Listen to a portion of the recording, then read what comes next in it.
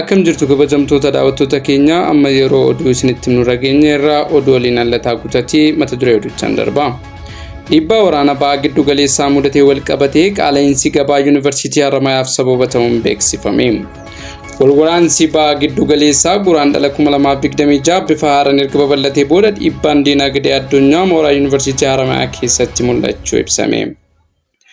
Keessattuu hanqina boba'aa biyyaalessaa sababeeffachuun meeshaalee bu'uuraa barattoonni guyyaa guyyaan fayyadaman irratti daballiin gatii madaalawaa hin taane uumamuu barattoonni ibsan. Gabaasni dabalataa kan Mahammad Kaleelii akka itti aanutti isiniif dhiyaata. Waraanni baha giddu galeessaa hammaatee eegalee dhiibbaan diinagdee addunyaa mooraa yuunivarsiitii Haramayaa keessatti mul'achuu erga eegalee bubbuleera.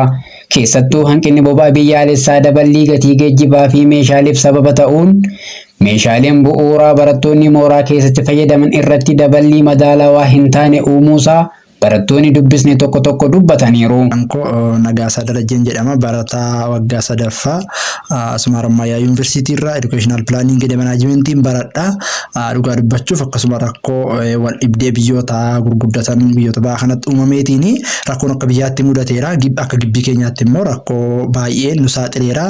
Barataa Abduu Waaqaggaaroon jedhama. Dipaartimentii Ikoonomiksii waggaa sadaffaa irraa. Akkumatu jettee rakkoon qaala'insa jireenyaa yuunivarsiitii Haramayaa kana keessatti mudatee jira. Innis immoo kan mudate erga walitti bu'iinsa biyyoota bahaa kanarraa isaa boodarraa kaasee sababa boba'aan dabaluutirraan kan ka'e daballiin tokko tokko ta'ee jira. Kun immoo akkuma rakkicha akka Odeeffannoo kanarratti hundaa'uun sakatta'iinsa gabaa taasifneen nyaata dabalatee meeshaaleen kanneen akka saamunaan qaamaa qarshii 45 irraa gara qarshii 70tti yoo dabalu, saamunaan uffataa ammoo qarshii 80 irraa gara qarshii 120tti daballii taasiseera. Ol ka'iinsi gatii kun barattoota yaaddoo keessa galchuu ibsaniiru. Baay'ee galatoomii maqaan kiyya Girjaa Jaarsoon jedhama. Kan baradhu Yuunivarsiitii Haramayaatti barataa waggaa sadaffaa Dipaartimentii EDPM Educational Planning and Management dha. Qaala'insi jireenyaa baay'ee hammaataa jira yeroo ammaa kanatti kan duraanii caalaa daraan dabalee jira. Sababni isaa akkuma beekamu sababa waraana baha giddu galeessaa waan ta'eef yeroo ammaa kana baay'ee akka mooraatti meeshaaleen tokko tokko gatii isaanii baay'inaan waan dabalaa jiranuu fi jiraachuun baay'ee ulfaachaa jira jechuudha. Kanaafu yeroo ammaa kana qaala'insi jireenyaatti kan ka'e barataan baay'ee yaaddoo guddaa keessa jira. Fakkeenyaaf gama nyaataatiin yoo fudhannee nyaanni duraan qarshii 80-90 ture yeroo ammaa kana immoo gara qarshii 120tti ol guddatee akkasumas barataan uffannaa fi miicachuuf wantoonni akka saamunaa wantoonni akka laargoo baay'ee dabalanii jiran jechuudha. Kanaafu barataan jiraachuuf baay'ee ulfaataa jira. Tarii amma galuufis yaaddaa jira. Maaliif jennaan sababa geejjiba garaa garaatiin geejjibas gatii dabaleera waan ta'eef qaala'insi jireenyaa baay'ee ulfaataa baay'ee dabalee jira jechuudha. Rakkoo kana furuuf gamtaan barattoota yuunivarsiitii Haramayaa bulchiinsa mooraa waliin ta'uun qorannoo gabaa gadi fageenyaa geggeessuu beeksisaniiru. Pirezidaantiin gamtaa barattoota yuunivarsiitii Haramayaa barataa Oliyaad Ayyaanoo akka ibsetti daldaltoota gatii meeshaalee bahe kanaan olitti gatii dabalan irratti akeekkachiisni xalayaa fi hordoffiin tokko tokko eegalamuu ibsaniiru. Barataa Oliyaad Ayyaanoo jedhama.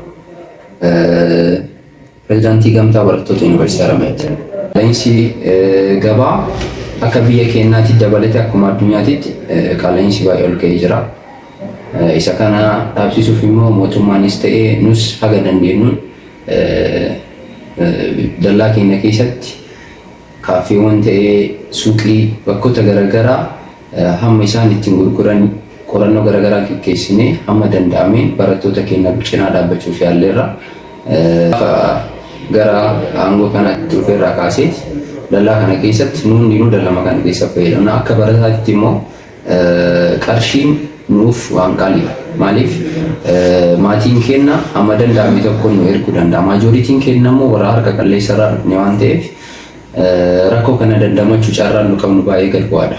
Saniif jecha gaafuma aangoo irra dhufeerraa intarpiraayizii waliin kollaab ta'uudhaan qorannoon naannoo kana Dirree Dhawaa, Haramayaa, Harar akkasumas Baateetti qorannoon waliigalaa akka gaggeeffamu taasisnee dallaa kana keessatti illee gamtaa keenya bobbaasuudhaan haalli gabaa meeqaan jira, meeqaan itti deemamaa jira, barattoonni waan san danda'u cost sharing kafalamuuf waan xiqqoodha. manaa waagam ergamaaf wanni ergamuuf kun immoo barattootaaf gahaadha.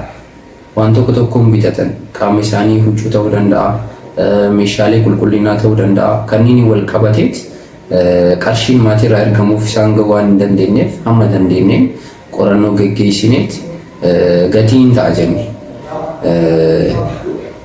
Yeroo lamaa itti mallatteessuu diduudhaan akkasii deemaa turre gatii hin danda'ama barataaf hin ta'a jennee yaadne achirratti dhiibbaa diinagdee addunyaa kanaan uumame qolachuuf deeggarsi yuunivarsiitichaa fi maatii barattootaan taasifamu cimee akka itti fufu barattoonni kun waamicha dhiyeessaniiru.